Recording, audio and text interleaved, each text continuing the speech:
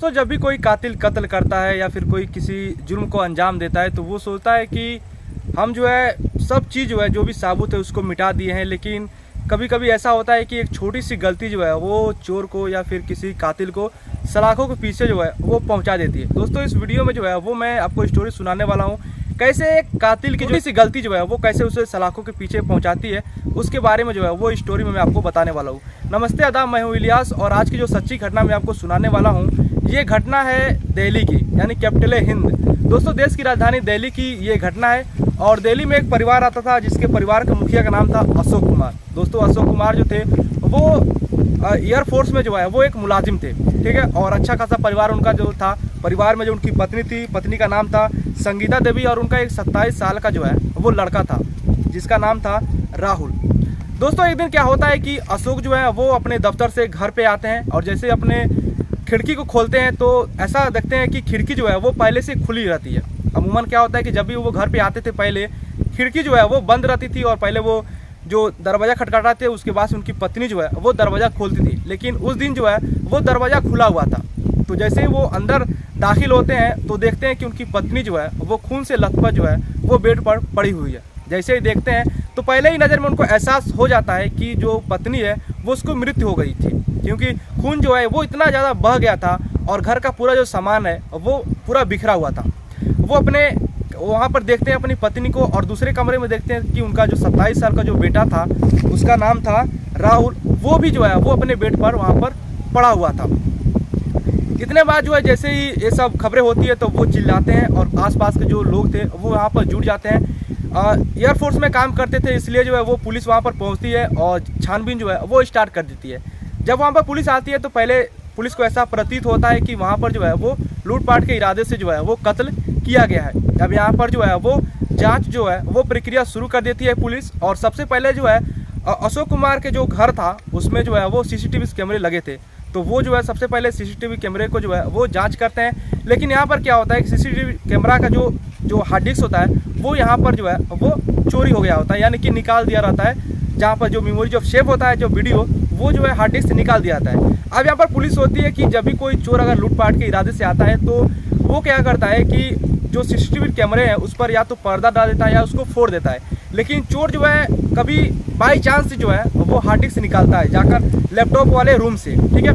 तो पुलिस थोड़ा जांच-पीछ करती है लेकिन जो कैमरा था उसका हार्ड डिस्क गायब था, इसलिए जो वीडियो जो रिकॉर्ड हुआ था वो वहाँ पर नहीं मिलता है। अब क्या करती है पुलिस कि पूरा जो कॉलोनी है, जो पूरा जो मोहल्ला है उसके सीसीटीवी कैमरे को जो है वो जांच करती है, ठीक है। अब जांच करती है तो कहीं पर भी कोई भी सुराग नहीं मिलता है। लेकिन कई दिन तक बीत जाते हैं, 2-3 दिन बीतते हैं, कोई भी सुराग पुलिस को नहीं मिलता है। अचानक जो है वो एक घर का जो है वो सीसीटीवी कैमरा जब चेक करते हैं तो उन्हें 4 सेकेंड का जो है वो एक वीडियो मिलता है। वीडियो में एक व्यक्ति जो है वो दो जो है लाल कलर का बैग को लेकर, भारी भारी बैग लेकर जो है वो मेट्रो स्टेशन की तरफ जा रहा था। लेकिन वो जो वीडियो था वो सिर्फ जो है वो 4 सेकेंड का था, ठीक है। और उस वीडियो में जो है वो जो व्यक्ति था जो 2 लाल बैग लेकर जा रहा था उसका चेहरा वहाँ पर दिखाई नहीं देता है। अब दोस्तों, जब उस बैग को देखा जाता है तो ऐसा प्रतीत होता है कि वो जो बैग था वो काफ़ी भारी था, ठीक है।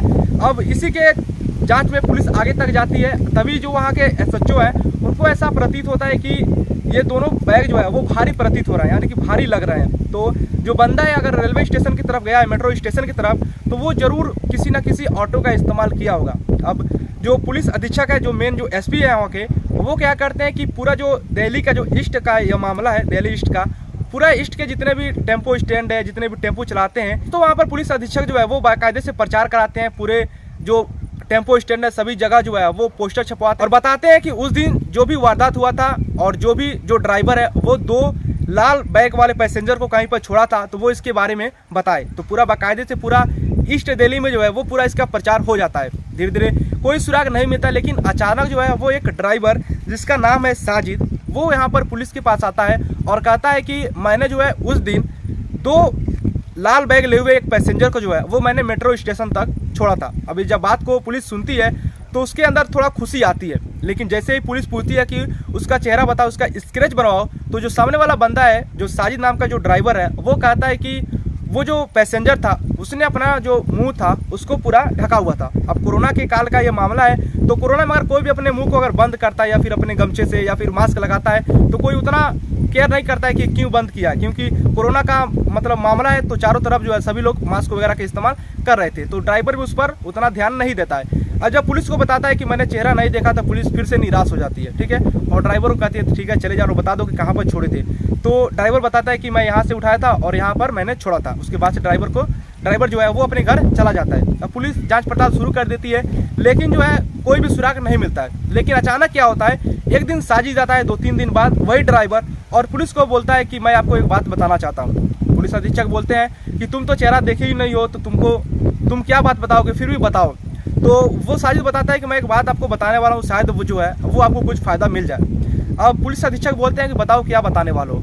तो साजिश बोलता है कि उस दिन जब मैं उस पैसेंजर को रेलवे स्टेशन के पास छोड़ा था, मेट्रो रेलवे स्टेशन के पास, तो वो मेरा जो किराया था वो 10 रुपये हुआ था और वो जो पैसेंजर था वो मुझे 10 रुपये का नोट दे रहा था, लेकिन जो नोट था वो फटा हुआ था और मैंने जो है वो उस नोट को लेने से जो है वो इनकार कर दिया। तो जब मैंने उस फटे नोट को लेने से इनकार कर दिया तो जो पैसेंजर था वो मुझे मेरे पेटीएम में 10 रुपये जो है वो क्रेडिट किया, यानी कि 10 रुपये मेरे ऑनलाइन जो है वो ट्रांजेक्शन किया मेरे पेटीएम अकाउंट में।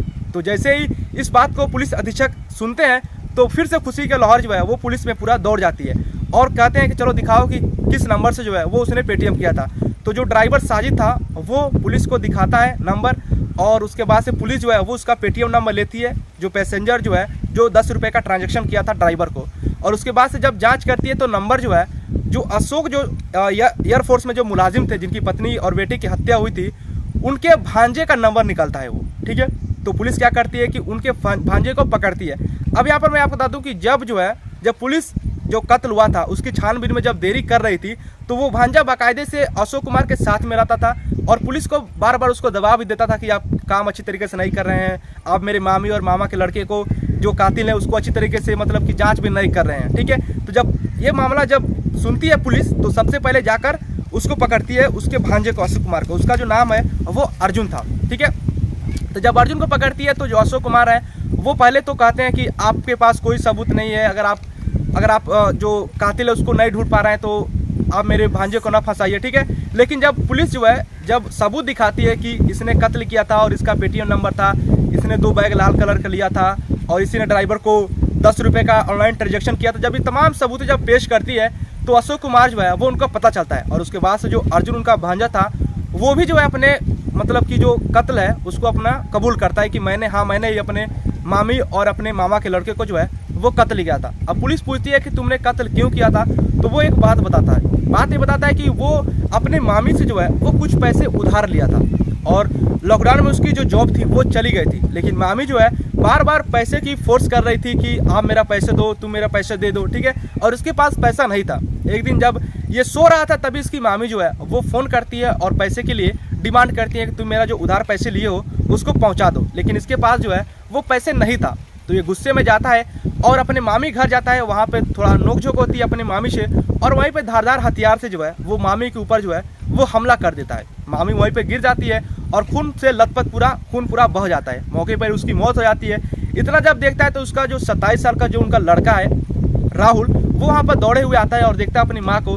तभी जो है जो अर्जुन था भांजा वो उसके ऊपर जो है वो धारदार हथियार से हमला कर देता है और उसको भी जो है वो मौत के घाट उतार देता है। दोस्तों इस कहानी से हमें ये शिक्षा मिलती है कि कैसे जो है कातिल एक छोटी सी गलती से जो है वो पकड़ा सकता है। जब भी कोई कातिल कत्ल करता है या किसी जुल्म को अंजाम देता है तो वो सोचता है कि हम जो है वो नहीं पकड़े जाएंगे, लेकिन कैसे 10 रुपये की फटी नोट में जो है वो उसको सलाखों के पीछे पहुंचा दिया। तो पुलिस अधीक्षक जो है वो बोल रहे थे कि अगर 10 रुपये का फटा हुआ नोट अगर उसके पास नहीं रहता और उसके पास नया नोट रहता तो शायद जो है वो कातिल ना पकड़ा पाता, क्योंकि वो तो साथ में ही रहता था और कोई भी उस पर शक नहीं कर पाता। दोस्तों अब जो है वो जो कातिल है अर्जुन वो सलाखों के पीछे है, 302 का मुकदमा उसके ऊपर दर्ज है और उसको जो है जेल भेज दिया गया है।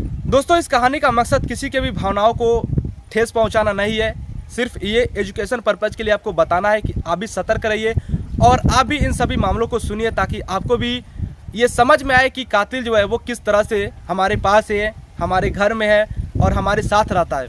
ठीक है दोस्तों, ये कहानी आपको कैसी लगी आप नीचे कमेंट कर हमें बता सकते हैं। बाकी इसी तरह का और भी कहानी सुनने के लिए आप हमारे चैनल को सब्सक्राइब कर दीजिएगा। मिलते हैं एक नए वीडियो में, तब तक के लिए जय हिंद।